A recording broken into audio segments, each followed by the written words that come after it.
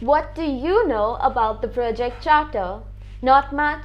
Well, then luck is in your favor because today's topic will be discussing on how to use a project charter.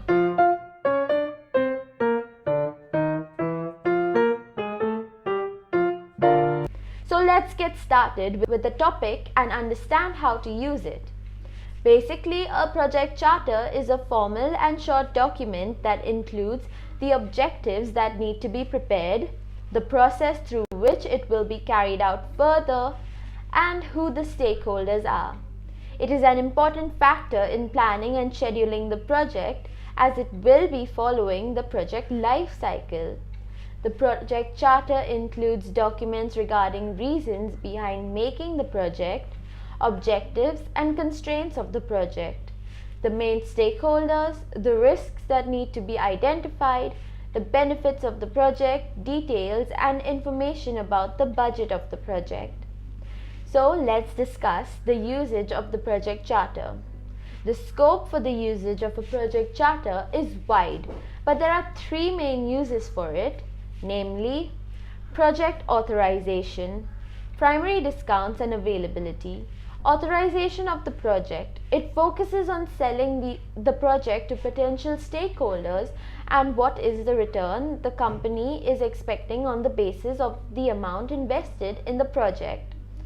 Serves as primary discounts.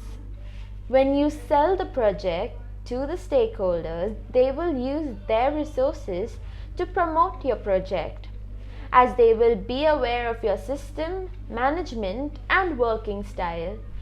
They will be cooperating with you for future projects. The charter will be available throughout the life cycle of the project. The charter shows the path to be followed for future projects without any distraction and disturbance. Have you ever created a project charter? If yes, then have you seen yourself use any of the previously mentioned qualities? Let us know your experience in the comments down below. There is a process of writing a charter. The process starts with a vision. Once the vision is clear and fixed, then you can fragment it into more parts. The parts are objectives, where 3 or 5 pre-existing objectives can be followed. They are to be smart, be specific, be measurable, be realistic and within a given duration of time.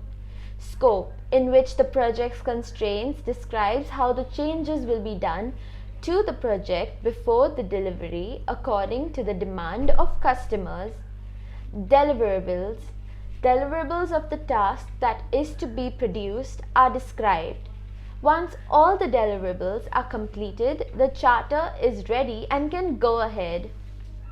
WBS template can be used for identifying the deliverables. Moving ahead to the next process, the second process is organizing. The organizing involves the following: customers. The questions revolve around here are: what will the customer do in the project? Who are the project customers, etc. Stakeholders, they are the people outside the project who are interested and invested in the project. Roles, the roles and responsibilities are distributed and assigned to individuals for delivering the project from the project manager and project sponsor and project board.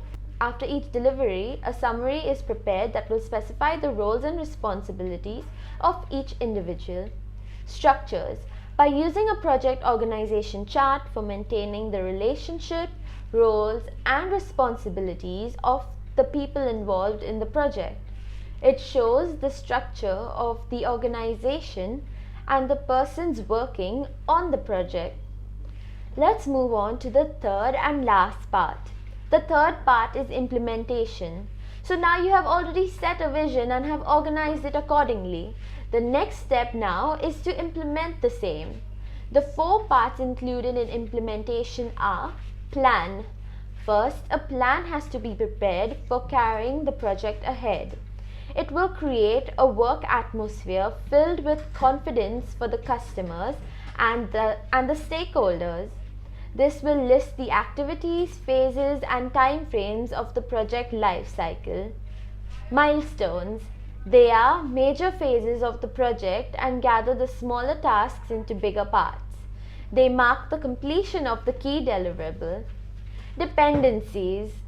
These are the tasks that are related to each other in the project. The dependencies are listed because they have great impact in the project. Resource plan. The resources that have been utilized in the project are listed. The project managers manage the resources. This keeps track of the workload. Risk issues and budget. Every project has some risks associated with it. The risks and issues that are associated with the project will be solved. The budget and risks involved in the project will be resolved thereafter. With these steps, the cost, time will be fixed and delivered. Let's now learn how the charter works as a tool. The charter is converted into a tool that will be flexible enough to adjust the numerous tasks involved.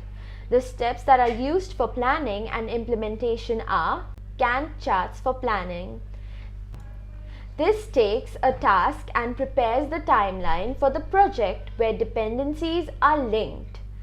This sets milestones and makes edits, prepares timelines, and assigns roles to the individuals. Task collaboration. There is a channel or a medium through which communication and collaboration take place between the team members and project managers. Reports. The reports regarding the project and its issues are created with just few more steps. Managers will look into the reports and do the necessary changes. Are you a book lover and interested in learning more about project management? Then there is a surprise for you in the description down below. Do check it out. I hope today's video will help you create your own project charter.